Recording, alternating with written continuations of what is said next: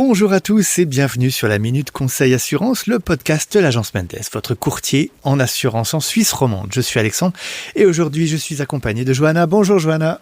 Bonjour Alexandre et bonjour à tous. Alors aujourd'hui marque le retour de ce podcast après une bonne année de silence. Nous avons été bien occupés en 2024 avec bien de nombreux projets qui ont vu le jour et qui ont mobilisé toute notre attention.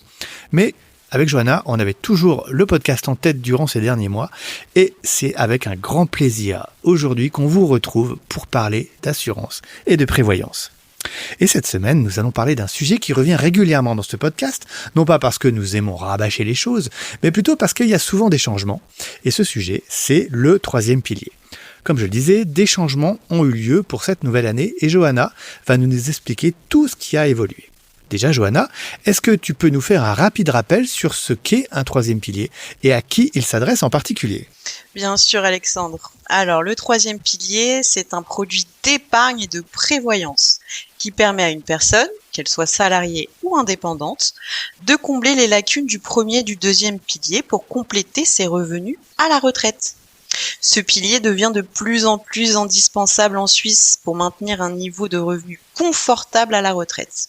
Il existe bien sûr deux types de troisième pilier. Le troisième pilier 3A avec des avantages fiscaux intéressants, c'est la prévoyance liée. Et le troisième pilier 3B, plus flexible mais avec peu, voire pas du tout d'avantages fiscaux, c'est la prévoyance libre. Vous l'aurez compris, le principal avantage du troisième pilier 3A est donc qu'il permet de constituer un capital tout en bénéficiant d'avantages fiscaux, puisque les cotisations que vous versez sont déductibles de la charge fiscale jusqu'à un certain plafond. C'est une solution idéale pour préparer l'avenir tout en réduisant ses impôts. Ok, bon alors je le disais en intro, certaines choses ont changé cette année. Quelles sont-elles ? Effectivement, l'année 2025 commence avec de belles opportunités fiscales, Alexandre. Et c'est bien du troisième pilier 3A dont nous allons parler, puisque les plafonds de cotisation ont été ajustés pour 2025. Donc pour les salariés, le montant maximal que vous pouvez verser est désormais de 7 150 francs, contre 7 056 francs en 2024.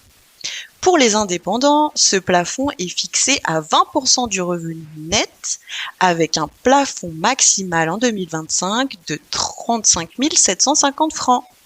Ces ajustements permettent donc de verser davantage et de réduire encore plus votre charge fiscale. D'accord. Du coup, par rapport à ces plafonds, est-ce que tu conseillerais à nos auditeurs de verser ce maximum sur leur pilier 3A ? C'est une excellente question et la réponse est oui. Verser le maximum sur son troisième pilier 3A est vraiment avantageux pour réduire sa charge fiscale au maximum. Cela dit, avant de maximiser ses cotisations, il est important de prendre en compte sa situation personnelle et ses capacités financières, afin de ne pas compromettre votre équilibre financier sur le long terme. Si vous avez des doutes ou si vous souhaitez des conseils adaptés à votre situation, nos spécialistes en prévoyance sont là pour vous aider, comme vous le savez, à faire les meilleurs choix. N'hésitez pas à prendre rendez-vous gratuitement sur notre site. Alors, il y a eu des changements donc sur les plafonds des troisième piliers. Il y a eu aussi d'autres changements. En 2025, pour le troisième pilier 3A, c'est la possibilité de racheter des versements qui pourraient manquer sur le contrat. C'est bien ça ? Exactement.